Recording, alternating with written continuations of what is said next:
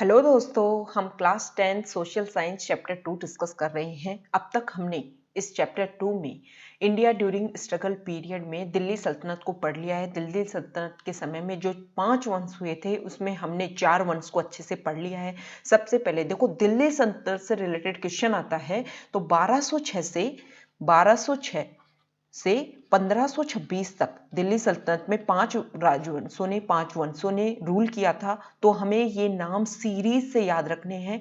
सबसे पहले जो वंश हुआ था वो गुलाम वंश हुआ था, उसके बाद में खिलजी वंश हुआ था, फिर तुगलक वंश हुआ, फिर सैयद वंश, और अंतिम जो वंश हुआ वो है लोधी डायनेस्टी। क्या है? लोधी डायनेस्टी। तो चलो स्टार्ट करते हैं। लास्ट सैयद वंश का अंतिम राजा था अलाम शाह। उसने विलफुली, खुद की ही इच्छा से वो राज्य को त्याग देता है। रिनाउंस मतलब होता है त्याग देना। दिल्ली पर उसका शासन था सैयद वंश का। उसका अंतिम राजा हुआ आलम शाह, उसने त्याग दिया खुद का राजवंश। फिर बहलोल खा लोधी दिल्ली को अक्वायर कर लेता है, ऑक्यूपाइड कर लेता है 1451 में। पहली बार क्या हुआ, अब तक जो यहाँ राजा दिल्ली में राजा बनते जा रहे थे वो तुर्क देश से संबंध रखते थे। पहली बार अफगान डायनेस्टी, मतलब जो लोधी डायनेस्टी है वो अफगान डायनेस्टी है, इससे हमें समझ में आता है। पहली बार अफगान डायनेस्टी ने दिल्ली के ऊपर रूल करना शुरू किया। The efforts made by Mahmud Shah Sharqi of Jaunpur का राजा था महमूद शाह सिरकी। उसने क्या किया, दिल्ली को अपने अंडर करने की कोशिश की, लेकिन वो अनसक्सेसफुल रहा। तो बहलोल खान लोधी राजा बन जाता है, 38 साल तक राज्य करता है। 1489 में इसकी डेथ हो जाती है बहलोल खान लोधी की। उसकी डेथ के बाद में उसका दूसरा बेटा, जिसका नाम है निजाम शाह, वो टाइटल ले लेता है सिकंदर शाह।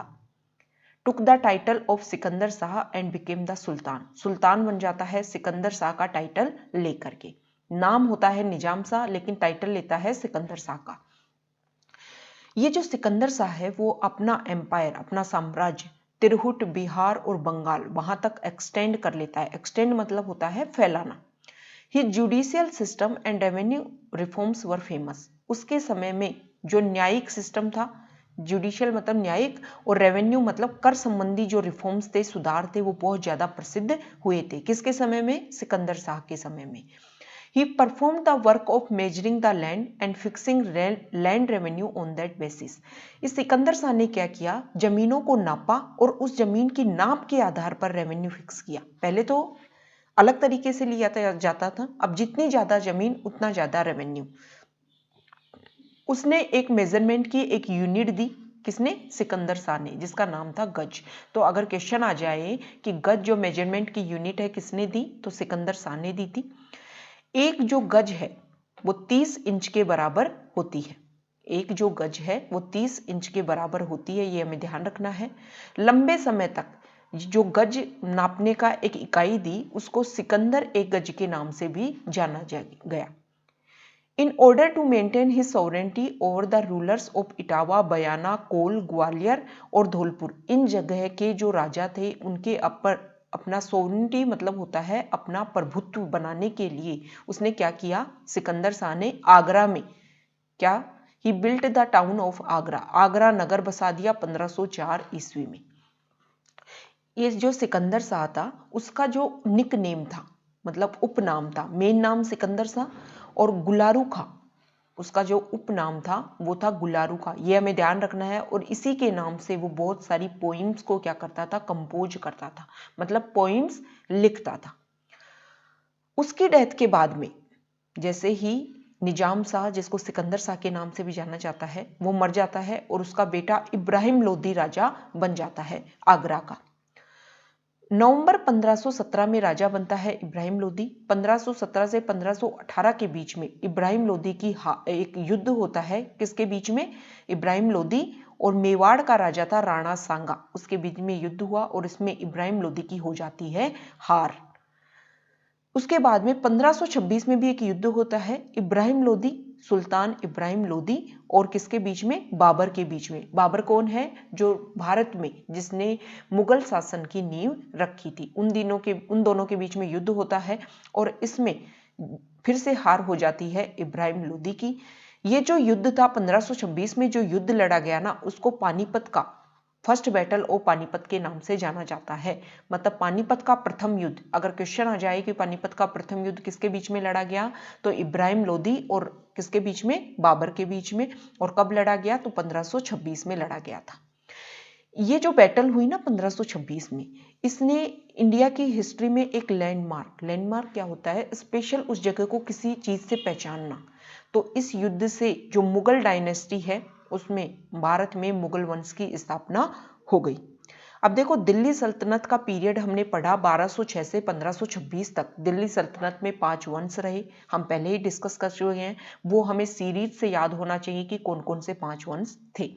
अब उसमें उस समय में प्रशासन कैसे चलता था, कौन कौन सी इंपॉर्टेंट पोस्ट थी, उसके बारे में हम डिस्कस करेंगे। सबसे पहले जो इंपॉर्टेंट पोस्ट थी वो थी सुल्तान। The tradition of acquiring the title of sultan was started by Turkish ruler. Turkey जो देश है, वहाँ के जो रूलर्स ने जब शासन करना शुरू किया तो उन्होंने सबसे पहले सुल्तान जो पद है, टाइटल है, उसको गेन किया था, अक्वायर किया था। महमूद गजनवी पहला ऐसा राजा था जिसने सुल्तान का टाइटल अक्वायर किया था। तो ये इंपॉर्टेंट स्टेटमेंट हो गया। नेक्स्ट है, जो पूरे साम्राज्य की जो पावर थी ना, पूरी पावर वो सुल्तान के हाथ में होती थी। चीफ जस्टिस होता था, मतलब न्यायपालिका भी उसी के हाथ में होती थी, पॉलिटिकल भी उसी के हाथ में, राजनीति भी, और रिलीजियस कमांडर भी होता था। मतलब संपूर्ण रूप से एब्सोल्यूट टर्म की अगर बात करें तो अपने आप में पूर्ण होता था, सभी उसी की चीज उसके अंडर आता था। ये माना जाता था कि जो सुल्तान होते थे उनसे ये आशा की जाती थी, एक्सपेक्टेड मतलब आशा की जाती थी कि वो उलेमा जो सेक्शन है उनके द्वारा जो एडवाइस दी जाती है उसको माना जाए, उसको वो फॉलो करें। दूसरा, जो सल्तनत पीरियड के समय में जो दूसरी जो पोस्ट होती थी वो होती थी अमीर, एरिस्टोक्रेट्स। ये जो अमीर है, ये सुल्तान की जो पावर थी उसके इन्फ्लुएंस, उसके प्रभाव में रहते थे। 2 सेक्शन होते थे अमीर में भी, Turkish and non Turkish. Turkish के लोग मतलब टर्की देश के लोग, और नॉन टर्किश मतलब जो टर्की देश से संबंध नहीं रखते थे। इल्तुतमिश के समय में 40 लोगों का 40 अमीर का एक ग्रुप था जिसको चहलगानी के नाम से जाना जाता है। तो इंपॉर्टेंट स्टेटमेंट हो गया। ये जो अमीर थे ना, उनको स्किल्स के according to the skills and disqualification of the amirs, their influence continued to increase and decline in the royal court। जिन लोगों के पास स्किल्स आती जाती थी उनको अमीर नियुक्त कर दिया जाता था, और जिनके पास जिनकी डिस्क्वालिफिकेशन हो जाती थी उनकी पावर घटती जाती थी। तो ये बोला गया है कि इसके आधार पर, स्किल्स और डिस्क्वालिफिकेशन के आधार पर उनकी इंक्रीज होता रहता था और डिक्लाइन होता रहता था उनका इन्फ्लुएंस रॉयल कोर्ट में। किनका? अमीर्स का।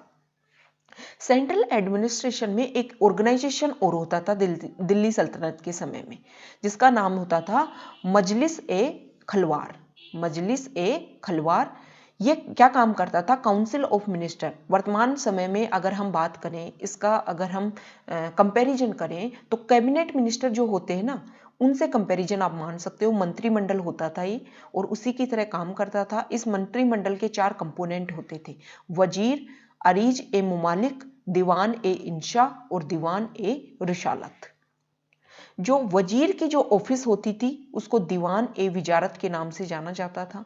और फाइनेंस डिपार्टमेंट, वर्तमान का जो वित्त विभाग है, उसी से आप इसका कंपैरिजन कर सकते हो। मतलब पूरे स्टेट का पूरा जो इनका किंगडम होता था, उनका फाइनेंस वाला एरिया देखता कौन था? वजीर, और उसका जो डिपार्टमेंट था, उसका जो ऑफिस था, उसको दीवान ए विजारत। इसके अलावा इसके इस फाइनेंस डिपार्टमेंट में कुछ एम्प्लॉयज भी होते थे जिनका नाम है मुस्तौफी, चीफ ऑडिटर होता था, खजीन ट्रेजरर होता था, और मजमादार अकाउंटेंट होता था। ये इस फाइनेंस डिपार्टमेंट के कुछ एम्प्लॉयज थे। जलालुद्दीन खिलजी जो खिलजी वंश का एक राजा था, उसने एक डिपार्टमेंट एस्टेब्लिश किया जिसको नाम दीवान ए वकूफ के नाम से उसको जाना जाता है। अलाउद्दीन ने एक डिपार्टमेंट और एस्टेब्लिश किया जिसको दीवान ए मुस्तखराज के नाम से जाना जाता है।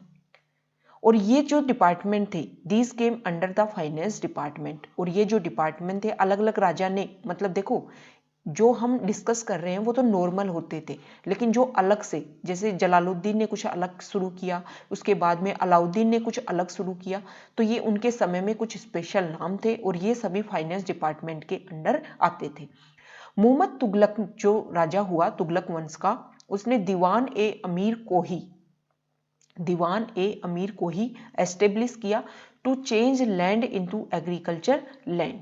मतलब जमीन को एग्रीकल्चर लैंड में परिवर्तित करने के लिए दीवान ए अमीर को ही एक नया पद, एक नया डिपार्टमेंट एस्टेब्लिश किया। He used to be the commander of the army. Commander of the army एक नया शुरू किया उन्होंने। किसने शुरू किया था? तुगलक वंश का राजा था मोहम्मद तुगलक। दीवान ए इंशा जो पोस्ट थी वो रॉयल पोस्टल सिस्टम के लिए, वर्तमान में जो हमारा इंडिया पोस्ट है, पोस्ट ऑफिस जो होते हैं, वो राजाओं की जो पोस्टल सिस्टम था उसके लिए रिस्पॉन्सिबल होता था। द फंक्शन ऑफ दीवान ए रियासत was like that of a foreign minister. वर्तमान में जो फॉरेन मिनिस्टर होते हैं, फॉरेन मतलब विदेश मंत्री, उसकी तरह ही दीवान ए रियासत का कार्य होता था। मतलब विदेशों से, दूसरे राज्यों से, दूसरे विदेश में जो शासन चल रहे हैं उनसे संबंध क्रिएट करता था दीवान ए रियासत। सद्र उस सुदूर used to be the head of religious department. ये रिलीजियस धार्मिक जो डिपार्टमेंट था उसका हेड हुआ करता था। This had a separate treasury in which the money which was derived from जकत वॉज कलेक्टेड। ये जो रिलीजियस डिपार्टमेंट था ना, इसका खुद का अलग खजाना हुआ करता था और इसमें पैसा कहाँ से आता था? जकत के द्वारा। जकत एक कर था, उसके द्वारा जो आप कलेक्ट करते थे मनी, वो इसमें स्टोर होता था। काजी उल कुजात ये जुडिशियल डिपार्टमेंट था।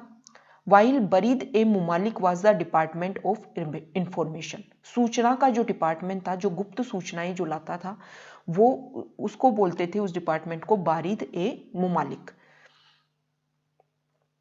और जो कोर्ट मतलब जो दरबार होता था उसको हैंडल करने के लिए 6 एम्प्लॉय हुआ करते थे।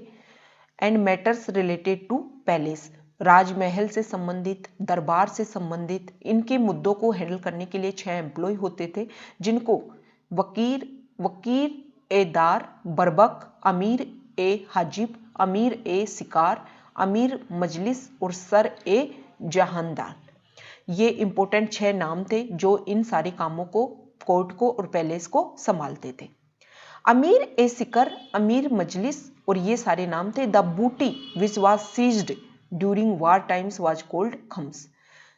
देखो, जब युद्ध के समय में जो धन जब्त किया जाता था ना, the booty which was seized, seized मतलब जब्त करना, उसको बोलते थे खम्स। तो ये इंपॉर्टेंट लाइन हो गई कि युद्ध के दौरान जो धन को जब्त किया जाता था उसको किस नाम से? तो खम्स के नाम से उसको जाना जाता था। प्रोविंसेज मतलब पूरा जो एम्पायर था वो कुछ प्रोविंसेज, कुछ स्टेट्स में बटा हुआ होता था, उसको बोलते थे वाली और Nazim.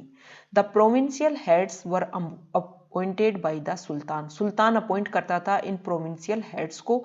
Sikh used to be the revenue officer of the district. और जिले, देखो एम्पायर बटा होता था प्रोविंसेज में, प्रोविंसेज बटे होते थे डिस्ट्रिक्ट में, और डिस्ट्रिक्ट का जो रेवेन्यू ऑफिसर होता था उसको सिख बोलते थे। From 1206 AD to 1526 AD the frontier मतलब होती है सीमाएं, बाउंड्रीज ऑफ दिल्ली सल्तनत एम्पायर कंटिन्यूड टू एक्सपेंड और डिक्लाइन। एक्सपेंड, देखो एक्सपेंड मतलब बढ़ाना, डिक्लाइन मतलब घटाना, इंक्रीज और डिक्लाइन। एक्सपेंड का सिनोनिम हो गया इंक्रीज और डिक्लाइन हो गया इसका एंटोनिम। मतलब 1206 से 1526 तक हमने देखा कि अलग अलग वंश ने राज्य किया। अब इसमें ये बोला गया है कि उनकी सीमाएं अलग अलग समय, अलग अलग राजा के समय सीमाएं या तो घटी या बढ़ी। तो किसके अकॉर्डिंग घटी या बढ़ी? उस समय में जो सुल्तान था उसकी पावर के अकॉर्डिंग। अगर पावर ज्यादा थी तो साम्राज्य बड़ा हो गया, पावर कम थी तो साम्राज्य घट गया। तो ये हमने दिल्ली सल्तनत में जो 5 वंश हुए उनके समय में कैसा प्रशासन था उसको हमने डिस्कस किया। Okay, thank you.